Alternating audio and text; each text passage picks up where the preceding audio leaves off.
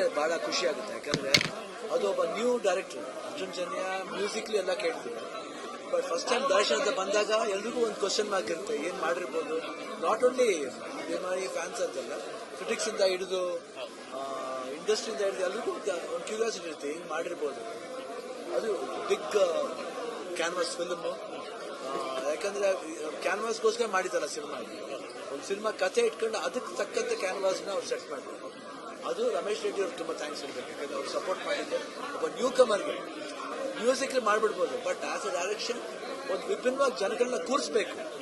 ಒಂದು ವಿಭಿನ್ನವಾದ ಒಂದು ಹೆಂಗೆ ಪ್ಯಾರಲ್ ವರ್ಲ್ಡ್ ಇವತ್ತು ಜನ ರಿಲೇಟ್ ಮಾಡಿ, ಈ ವರ್ಲ್ಡ್ ಆ ವರ್ಲ್ಡ್ ಪ್ಯಾರಲ್ ವರ್ಲ್ಡ್ ಹೇಳಿಟ್ಕೊಂಡು ಪ್ಯಾರಲ್ ಹೋಗ್ಬೇಕು. ಆಮೇಲೆ ಇವತ್ತು ಏನ್ ಮೆಸೇಜ್ ಬೇಕು ಆಡಿಯನ್ಸ್, ಒಂದು ಒಳ್ಳೆ ಮೆಸೇಜ್ ಇದೆ. ಮೊಬೈಲ್ ಇರ್ಬೋದು, ಯಾವತ್ತು ಅದೆಲ್ಲ ಬಹಳ ಅದ್ಭುತವಾಗಿ ಕಮರ್ಷಿಯಲಿ ಒಂದು ಫಿಲಾಸಫಿನ ಬಹಳ ಚೆನ್ನಾಗಿ ಹೇಳಿದ್ದಾರೆ. ಅಂದ್ರೆ ಎಲ್ಲಾ ವಸ್ತುಕ್ಕೂ ಒಂದು ಜೀವ ಇರುತ್ತೆ, ಅದೊಂದಿದೆ ಮೆಸೇಜ್. ಇಲ್ಲಿ ಮೊಬೈಲ್ ಯೂಸ್ ಮಾಡೋದಿರ್ಬೋದು, ಇಲ್ಲ ಅನ್ನೆಸರಿ ಗಾಡಿ ನಡ್ಕೋಬೇಕಾದ್ರೆ ಯಾರ್ಯಾರು ಈ ವಿಡಿಯೋ ಮಾಡ್ತಾರೆ ನೋಡ್ಬೋದು, ಅದು ಯೂಶಲ್ ಆಗೋಯ್ತು ಎಲ್ಲಾ ಕಡೆನೂ. ಸೊ ಅದರ ಸಮ್ ಪಾಯಿಂಟ್ಸ್ ಎಂಟರ್ಟೈನಿಂಗ್ ವೇಲಿ ಬಹಳ ಚೆನ್ನಾಗಿ ಮಾಡಿದೆ. ಅದು ನಾವು ರಾಜೇಶ್ ಶೆಟ್ಟಿ 3 ಜನ ಸೇರಿದ್ರು. ಹೇಳ್ತೀವಿ ಒಂದು ತ್ರಿವೇಣಿ ಸಂಗಮನ ತ್ರಿವೇಣಿ ಚಿತ್ರ ಮಾಡ್ತಾ ಇದ್ರು. ಅದು ಬಹಳ ಖುಷಿಯಾದ ವಿಷಯ. ಒಳ್ಳೆ ಥಾಟ್, ಜನಗಳ ಒಂದು ಅಭಿಪ್ರಾಯ ಇದೇ ತರ ಸರಿಯಾಗಿದ್ಬಿಟ್ರೆ I think film will do still more good ಅಂತ ನನ್ನ ಭಾವನೆ. ಇದುವರೆಗೂ ನಾವು ಬಂದ ಪ್ರತಿಕ್ರಿಯೆಯಲ್ಲಿ ನಾವು ಬಹಳ ಖುಷಿ ಕೊಡ್ತು, ಹೆಮ್ಮೆ ಕೊಡ್ತು. ಯಾಕೆ ಇದು ಒಂದು ಡಿಫ್ರೆಂಟ್ ಆದ ಒಂದು ಪ್ರಾಜೆಕ್ಟ್ನ ಜನ ಎಷ್ಟು ಬಿಫೋರ್ ರಿಲೀಸೇನೆ ಆ ಟ್ರೈಲರ್ನ ಬಹಳ ಚೆನ್ನಾಗಿ ಅವರು ಏನು ಡಿಕೋಡ್ ಮಾಡಿದ್ರು. ಅದು ಬಹಳ ಖುಷಿ ಆಗುತ್ತೆ. ಒಂದು ಫಿಲ್ಮ್ನ ಡಿಕೋಡ್ ಎಷ್ಟು ಡಿಕೋಡ್ ಮಾಡಿದ್ದಿಲ್ಲ ಅಂತ ತಲೆ ಕೆಡ್ಸ್ಕೊಂಡಿಲ್ಲ, ಈ ಡಿಕೋಡ್ ಮಾಡಿದ್ರೆ ಅದು ನಮಗೆ ತುಂಬಾ ಹೆಮ್ಮೆ ಅನಿಸ್ತು. ಬಂದು ನೋಡ್ಬೇಕಾದ್ರೆ ಈ ರೀತಿ ಒಂದು ರೆಸ್ಪಾನ್ಸ್ ಬಂದಿದ್ದು ಬಹಳ ಖುಷಿ. ಎಂಟ್ರಿ ನಂತರ ಸಿನಿಮಾದ ವೇಗನ ಬೇರೆ ಮಟ್ಟಕ್ಕೆ ಹೋಗುತ್ತೆ.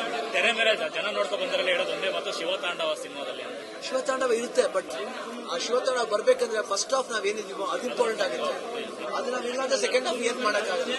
ಫಸ್ಟ್ ಹಾಫ್ ಅದು ನಿಂತಿದ್ರಿಂದನೇ ಸೆಕೆಂಡ್ ಹಾಫ್ ತಾಂಡವ ಆಗುತ್ತೆ. ಇಲ್ಲ ಫಸ್ಟ್ ಹಾಫ್ಲೇ ತಾಂಡವ ಆಗ್ಬಿಟ್ರೆ ಸೆಕೆಂಡ್ ಹಾಫ್ಲಿ ತಾಂಡವ ಆಗಲ್ಲ. ಸ್ಲೋವಾಗಿ, ಅದಕ್ಕೆ ಶಿವ ತಾಂಡವ. ಶಿವ ಸೌಂಡ್ ಕಮ್ಮಿ ಇರುತ್ತೆ, ತಾಂಡವ ಜಾಸ್ತಿ ಇರುತ್ತೆ.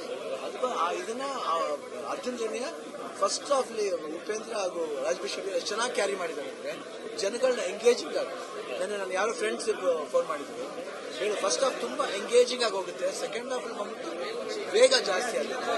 ಅದು ನೀವು ಎಂಟ್ರಿ ಆದ್ಮೇಲೆ ಅದು ಆ ಎಂಟ್ರಿ ಫಾಸ್ಟ್ ಆಗ್ಬೇಕಾದ್ರೆ ಈ ಎಂಟ್ರಿ ಚೆನ್ನಾಗಿದೆ ಅಂದ್ರೆ ಆ ಎಂಟ್ರಿ. ಸರ್, ಇದುವರೆಗೆ ರಗಡ್ ಲುಕ್ ಅಲ್ಲೇ ಕಾಣಿಸ್ಕೊಂಡವ್ರು ನೀವು.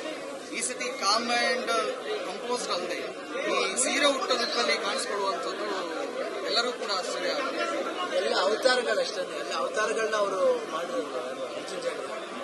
ಅದು ನಮ್ಮ ಪಾಲು ಬಂತು, ಅದು ಭಾಗ್ಯ. ನಾವು ನೋಡಿದಂಗೆ ಎರಡೆರಡು ಸರಿ ನೋಡಿದವರು ಸಿನಿಮಾದ ಫಸ್ಟ್ ಸರಿ ನೋಡೋದ್ರಿಂದ ಸೆಕೆಂಡ್ ಸರಿ ನೋಡಿದ್ರೆ ಅವರು ತುಂಬಾ ನೀಟಾಗಿ ಅರ್ಥ ಆಗಿದೆ. ಯಾಕಂದ್ರೆ 45 ದಿನಗಳು ಗರುಡ ಪುರಾಣ ಆಗಲಿ, ಅದು 11 ದಿವಸಗಳ ಕಾರ್ಯಗಳಾಗಲಿ, ಪ್ರತಿಯೊಂದನ್ನು ಹಂತ ತುಂಬಾ ಚೆನ್ನಾಗಿರುತ್ತೆ. ಕನೆಕ್ಷನ್ ಏನದು ಮನುಷ್ಯ ಹೋದ್ಮೇಲೆ ಅವ್ನ ಆತ್ಮ ತೃಪ್ತಿ ಪಡಿತಾ ಇಲ್ವಾ, ಅದು ನಿಜನ ಸುಳ್ಳ, ಅದೆಲ್ಲ ಬಹಳ ಬಹಳ ವಿಶೇಷತೆಗಳಿದೆ. ಸುಮ್ಮನೆ ನಾವು ಗರುಡ ಪುರಾಣ ಅಷ್ಟಿದಾಗ ಹೇಳ್ತೀವಿ ಆತ್ಮ ಅದು ಸುದ್ದಿ, ಅದೆಲ್ಲ ಅದಕ್ಕೆಲ್ಲ ಒಂದು ಏನು ಒಂದು ಪರಿಪೂರ್ಣತೆ ಆದಾಗಲೇ ಅದು ಪರಮಾತ್ಮ. ಇನ್ನೊಂದು ಅವತಾರದಲ್ಲಿ ನಿಮ್ಗೆ ಇಷ್ಟವಾದ ಅವತಾರ ಯಾವುದು? ನನಗೆ ನಮ್ಮ ಜವಾಬ್ದಾರಿ ಜನಗಳು ಬಿಟ್ಬಿಡ್ತೀವಿ, ಅವ್ರಿಗೆ ಯಾವ ಅವತಾರ ಇಷ್ಟ ಆಗುತ್ತೋ ಆ ಅವತಾರ. ಬಟ್ ನನಗೇನಂದ್ರೆ ಐ ಆಮ್ ವೆರಿ ಲಕ್ಕಿ.